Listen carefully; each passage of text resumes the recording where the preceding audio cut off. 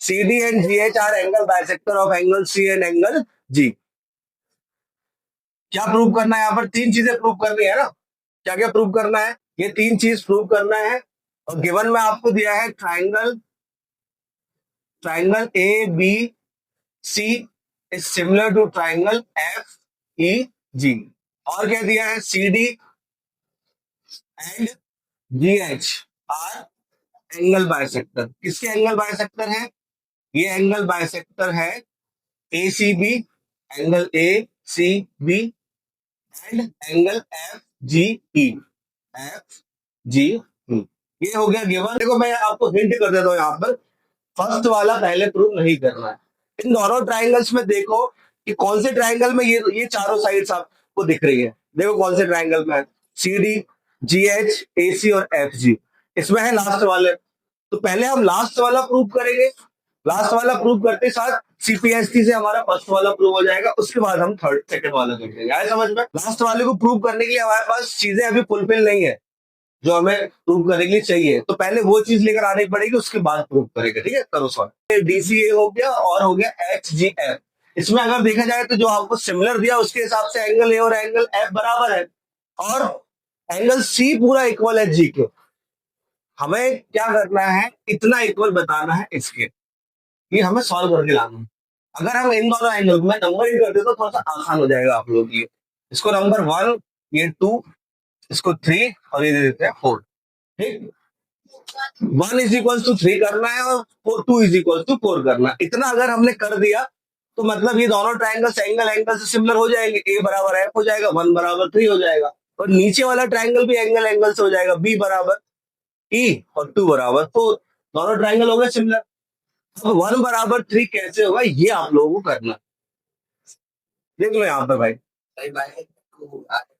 हाँ, सबसे पहले हमें गिवन का यूज कर, आधे आधे हो जाएगा, वो चीज इसने कहा अभी। देखो गिवन का यूज कैसे, क्या बोलते हैं? Triangle ABC, ABC is similar to triangle FEG।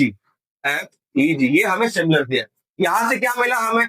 Angle A is equal to angle F, angle B is equal to angle E, angle C, या फिर ACB लिख देता हूं मैं यहाँ पर, C लिखने में चल जाएगा। Angle C is equal to angle G। इतनी चीजें हमें मिली, कैसे मिली? ये मिली by CPST, corresponding part of similar triangle. ठीक, यहाँ पर angle ACB is equal to angle FGE। ये दोनों एंगल्स इक्वल थे। यहां से हमने दोनों क्या कर दिया? Divide by 2 at both side. ठीक, divide by 2 at both side कर दिया, तो ACB upon 2 is equal to FGE upon 2।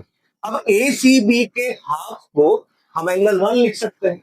अगर हम यहाँ पर एंगल 1 लिख रहे हैं तो अब हम इस साइड कितना लिख दें? एंगल 3। और अगर हम यहाँ पर ACG के हाफ को एंगल 2 भी तो लिख सकते हैं, तो अब एंगल 2 लिखा तो यहाँ कितना लिख दें? एंगल 4।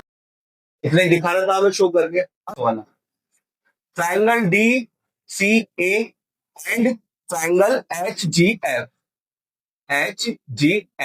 क्या हो जाएगा? CPST।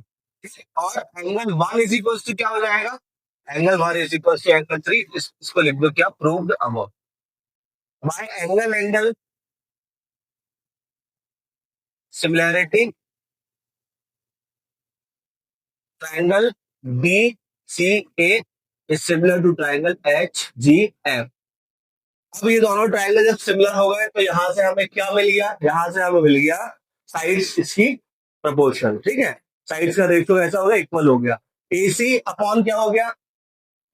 AC अपॉन FG, और CD upon GH, CD upon GH, और AD अपॉन FH। उसको लिखने से मतलब नहीं, क्योंकि इतना ही हमें प्रूव करना है। ये AC अपॉन FG और is equal to CD upon HG। ये भी हो गया प्रूफ। तो थर्ड वाला नहीं भी लिखोगे तो चल जाएगा, बस इसका रीजन लिख देना क्या है।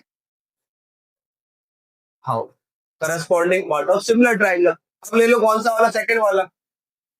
कौन सा? In triangle DCB and, in triangle DCB and triangle HGE।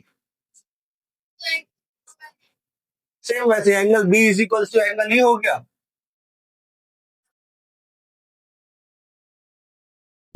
Angle two is equals to angle